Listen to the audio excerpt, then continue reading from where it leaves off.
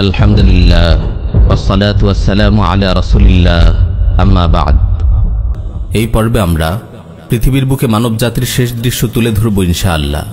প্রিয় ভাই ও বোন, মানবজাতির এই চরম অধঃপতনের দিনগুলোতে পাপাচার ও অনাচারের আধার ক্রমশ ঘনীভূত হতে থাকবে। একদিন হঠাৎ করে পশ্চিম দিক থেকে সূর্যোদয় হবে, এরপর আর কারো তাওবা কবুল করা হবে না। রাসূল সাল্লাল্লাহু আলাইহি ওয়াসাল্লাম ইরশাদ করেন, লা তাকুমুস সাআহ হাত্তা তাতলুআ আশ-শামসু মিন মাগরিবিহা ফাইযা রাআহা আন-নাসু আমানা মান আলাইহা ফাযাকা হিন লা ইয়ানফাউ নাফসান ঈমানুহা লাম তাকুন আমানাত মিন ক্বাবল। ততক্ষণ পর্যন্ত কিয়ামত সংঘটিত হবে না যতক্ষণ না পশ্চিম দিক থেকে সূর্যোদয় ঘটে। এই দৃশ্য দেখে পৃথিবীর সব মানুষ ঈমান নিয়ে আসবে, কিন্তু সেটি এমন সময় হবে যখন ইতিপূর্বে ঈমান আনেনি এমন ব্যক্তির ঈমান কোনো কাজে আসবে না। পশ্চিম দিক থেকে সূর্যোদয় হতে দেখে মানুষ হতবিহ্বল হয়ে পড়বে। আসন্ন কিয়ামতের শঙ্কায় তাদের বুক কেঁপে উঠবে। কিন্তু যারা পূর্ব থেকে ঈমান আনেনি, এই আলামত দেখার পর তাদের ঈমান আর কোনো ফল দেবে না। তাই তো রাসূল সাল্লাল্লাহু আলাইহি ওয়াসাল্লাম বারবার এই আলামতগুলো প্রকাশিত হওয়ার পূর্বেই নেক আমলে মনোনিবেশ করার তাগিদ দিয়েছেন। এই সময়গুলোতে আরও একটি উল্লেখযোগ্য বড় আলামত দাব্বাতুল আরদের আবির্ভাব ঘটবে। সাহিহ মুসলিম, সুনানু আবি দাউদ ও সুনানু ইবনে মাজাহ এসেছে। আব্দুল্লাহ বিন আমর রাদিয়াল্লাহু আনহুমা বলেন, আমি রাসূল সাল্লাল্লাহু আলাইহি ওয়াসাল্লাম থেকে একটি হাদিস শিখেছি যা আমি কখনো ভুলিনি। আমি রাসূল সাল্লাল্লাহু আলাইহি ওয়াসাল্লামকে বলতে শুনেছি, ইন্না আউওয়ালাল আয়াতি খুরুজান তুলুউশ শামসি মিন মাগরিবিহা ওয়া খুরুজুদ দাব্বাতি আলান নাসি দুহা ওয়া আইয়ুহুমা মা কানাত ক্বাবলা সাহিবাতিহা ফাল উখরা আলা ইসরিহা করিবান। সর্বপ্রথম যে আলামতটি প্রকাশ পাবে তা হলো পশ্চিম দিক থেকে সূর্যোদয় এবং পূর্বাহ্নের প্রথম প্রহরে মানুষের মাঝে দাব্বাতুল আরদ বের হওয়া। এই দুটির যে কোনো একটি আগে এবং অপরটি তার পরপরই প্রকাশিত হবে। সাহাবী আব্দুল্লাহ বিন আমর রাদিয়াল্লাহু আনহু বলেন, আমার মনে হয় পশ্চিম দিক থেকে সূর্যোদয়ের আলামতটি আগে প্রকাশিত হবে। কুরআনুল কারীমে এসেছে, ওয়া ইযা ওয়াকাআল কাউলু আলাইহিম আখরাজনা লাহুম দাব্বাতাম মিনাল আরদি তুকাল্লিমুহুম আন্নান নাসা কানু বিআয়াতিনা লা ইউকিনুন। যখন ঘোষিত শাস্তি তাদের নিকটে আসবে, তখন আমি তাদের জন্য ভূমি থেকে একটি প্রাণী বের করব যেটি তাদের সঙ্গে কথা বলবে, এজন্য যে মানুষ আমার নিদর্শনসমূহ দৃঢ়ভাবে বিশ্বাস করত না। দাব্বাতুল আরদ অদ্ভুত একটি প্রাণী যেটি ভূপৃষ্ঠ থেকে বের হবে এবং মানুষের সঙ্গে কথা বলবে। তবে এর বৈশিষ্ট্য সম্পর্কে বিশুদ্ধ হাদিসে কিছুই পাওয়া যায় না। অনেকে এই প্রাণীর অদ্ভুত সব বৈশিষ্ট্যের কথা বলেন যা জানা নেই, সে সম্পর্কে কথা বলা থেকে বিরত থাকা উচিত। মুসনাদ আহমদে বর্ণিত একটি সহিহ হাদিস এসেছে, রাসূল সাল্লাল্লাহু আলাইহি ওয়াসাল্লাম ইরশাদ করেন, তাখরুজুদ দাব্বাতু ফাতাসিমুন নাসা আলা খারাতিমিহিম সুম্মা ইয়া'মুরুনা ফীকুম হাত্তা ইয়াশতারিয়া আর-রাজুলুল বাঈর ফায়াকুলু মিম্মান ইশতারাইতাহু ফায়াকুলু ইশতারাইতুহু মিন আহাদিল মুখাত্তামিন। দাব্বাতুল আরদ বের হবে, মানুষের নাকে চিহ্ন হয়ে কি দেবে। এমনকি কেউ উট ক্রয় করলে যখন তাকে কেউ জিজ্ঞেস করবে উট কার কাছ থেকে কিনেছো, সে উত্তর দেবে অমুক নাসিকা চিহ্নিত ব্যক্তির কাছ থেকে কিনেছি।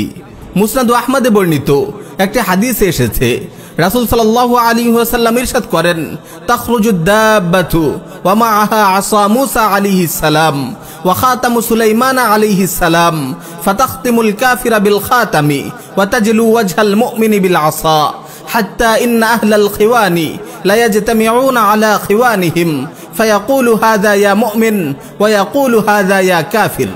দাব্বাতুল আরদ বের হবে, তার সঙ্গে মূসা আলাইহিস সালামের লাঠি ও সুলাইমান আলাইহিস সালামের আংটি থাকবে। সেই আংটি দিয়ে কাফিরদের নাকে চিহ্ন দেবে এবং লাঠির স্পর্শে মুমিনদের চেহারা উজ্জ্বল করে দেবে। তারপর কে মুমিন কে কাফির তা এতটা স্পষ্ট হয়ে যাবে যে একই দস্তরখানে খেতে বসা মানুষ একে অপরকে বলবে, হে মুমিন, হে কাফির। প্রিয় ভাই ও বোন, শেষ জামানার এই দিনগুলোতে মানুষের পরিস্থিতি খারাপ হতে হতে এমন পর্যায়ে পৌঁছবে যে একসময় চারদিকে মূর্তি পূজা, জেনা ব্যভিচার ও পাপাচার মহামারীর আকার ধারণ করবে। সাহিহ মুসলিমে বর্ণিত একটি দীর্ঘ হাদিসের শেষাংশে এসেছে, রাসূল সাল্লাল্লাহু আলাইহি ওয়াসাল্লাম ইরশাদ করেন, ফাবাইনামা হুম কাযালিক ইয বা'আসাল্লাহু রিহান তাইয়্যিবাহ ফাতাখুযুহুম তাহতা আবাতিহিম ফাতাকবিদু রূহা কুল্লি মুমিন ওয়া কুল্লি মুসলিম ওয়া ইয়াবকা শিরারুন নাস ইয়াতাহারাজুনা ফিহা তাহারুজাল হুমুর ফাআলাইহিম তাকুমুস সাআ। এই সময় আল্লাহ তাআলা অত্যন্ত আরামদায়ক একটি বাতাস প্রেরণ করবেন। এই বাতাস সকল মুসলিম ও মুমিনের বগলে গিয়ে লাগবে এবং সকল মুমিনের রূহ কবজ করে নিয়ে যাবে। তারপর কেবল মন্দ লোকেরা এই পৃথিবীতে বাকি থাকবে। তারা গাধার ন্যায় একে অন্যের সাথে বেভিচারে লিপ্ত হবে। এদের উপরই কিয়ামত সংঘটিত হবে। সহিহ মুসলিমে বর্ণিত অপর একটি হাদিসে আরো বিস্তারিত এসেছে। রাসূল সাল্লাল্লাহু আলাইহি ওয়াসাল্লাম ইরশাদ করেন, আল্লাহ তাআলা শামের দিক থেকে একটি ঠান্ডা বাতাস প্রেরণ করবেন। এই বাতাস সকল মুমিনের রূহ কবজ করে নেবে। এমনকি পৃথিবীর বুকে এমন একজন ব্যক্তিও আর বেঁচে থাকবে না যার অন্তরে অনুপরিমাণ কল্যাণ বা ঈমান আছে। এমনকি কেউ যদি পাহাড়ের কোনো গভীর গুহায়ও চলে যায়, সেই শীতল বায়ু সেখানে গিয়েও তার জান কবজ করবে। তারপর পৃথিবীতে কেবল মন্দ লোকেরাই থেকে যাবে। গুনাহ ও পাপাচারের দিকে তারা দ্রুতগামী পাখির ন্যায় ছুটে যাবে এবং জুলুম ও বর্বরতায় হিংস্র জানোয়ারের ন্যায় হবে।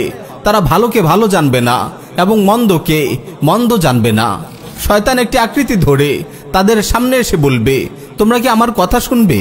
তারা জিজ্ঞেস করবে, আপনি আমাদের কি করতে বলছেন? তখন শয়তান তাদেরকে মূর্তি পূজার নির্দেশ দেবে। প্রিয় ভাই ও বোন, কিয়ামতের সর্বশেষ আলামত হলো আগুন। সুনান আবি দাউদে সহিহ সনদে বর্ণিত হয়েছে, রাসূল সাল্লাল্লাহু আলাইহি ওয়াসাল্লাম ইরশাদ করেন, তাখরুজু নারুম মিনাল ইয়ামান মিন কারি আদান তাসুকুন নাসা ইলাল মাহশার। ইয়েমেনের আদন অঞ্চলের নিম্নভূমি থেকে একটি আগুন বের হবে, যেটি সকল মানুষকে তাড়িয়ে হাসরের ময়দানে সমবেত করবে। হাদিসের ভাষ্য অনুযায়ী হাসরের ময়দান হবে শাম। সহিহ বুখারীতে এসেছে, রাসূল সাল্লাল্লাহু আলাইহি ওয়াসাল্লাম ইরশাদ করেন, ইউহশারুন নাসু আলা সালাসি তারাইক রাগিবিন রাহিবিন ওয়া ইসনানি আলা বাঈর ওয়া সালাসাতুন আলা বাঈর ওয়া আরবাআতুন আলা বাঈর ওয়া আশারাতুন আলা বাঈর ওয়া ইয়াহশুরু বাকিয়াতাহুমুন নার তাকিলু মাআহুম হাইসু ক্বালু ওয়া তাবিতু মাআহুম হাইসু বাতু ওয়া তুসবিহু মাআহুম হাইসু আসবাহু ওয়া তুমসি মাআহুম হাইসু আমসাউ। হাসরের ময়দানে মানুষকে সমবেত করা হবে তিন প্রকারে। একদল স্বতঃস্ফূর্তভাবে ভয়ে চলে যাবে। দ্বিতীয় দল 2 জন, 3 জন, 4 জন বা 10 জন উটের উপর আরোহণ করে হাসরের ময়দানের দিকে যাবে। আর অবশিষ্ট যারা থাকবে, আগুন তাদেরকে তাড়িয়ে নিয়ে যাবে। তাদের বিশ্রামের সময় আগুন থেমে যাবে। রাত্রি যাপনকালেও আগুন পাশে থেমে থাকবে। এভাবে আগুন মানুষের সঙ্গে সকাল সন্ধ্যা কাটাবে। এভাবে পৃথিবীর জীবিত সকল মানুষ হাসরের ময়দানে সমবেত হবে। এরপর একদিন সিংহায় ফুঁক দেয়া হবে এবং দুনিয়ার পর্ব শেষ হয়ে আখিরাতের পর্ব শুরু হবে। প্রিয় ভাই ও বোন, আখিরুজ্জামান সিরিজের এটি আমাদের সর্বশেষ পর্ব। আল্লাহর রহমতে আমরা সিরিজটি শেষ করতে পেরেছি। হাদিসের আলোকে বাংলা ভাষায় আখিরুজ্জামানের একটি পূর্ণাঙ্গ আলোচনা অনেক দিন থেকেই করার প্রবল ইচ্ছে ছিল। এই সিরিজের মাধ্যমে আল্লাহ আমাদের এই তামান্না পূরণ করলেন। আলহামদুলিল্লাহ। আল্লাহ রাব্বুল আলামিন এই সিরিজ থেকে আমাদের উপকৃত হওয়ার তৌফিক দিন। আল্লাহ রাব্বুল আলামিনের কাছে দোয়া করি, তিনি যেন আমাদের সবার আমলে ইখলাস ও নিষ্ঠা দান করেন। ওয়া আখিরু দাওয়ানা আনিল হামদুলিল্লাহি রাব্বিল আলামিন।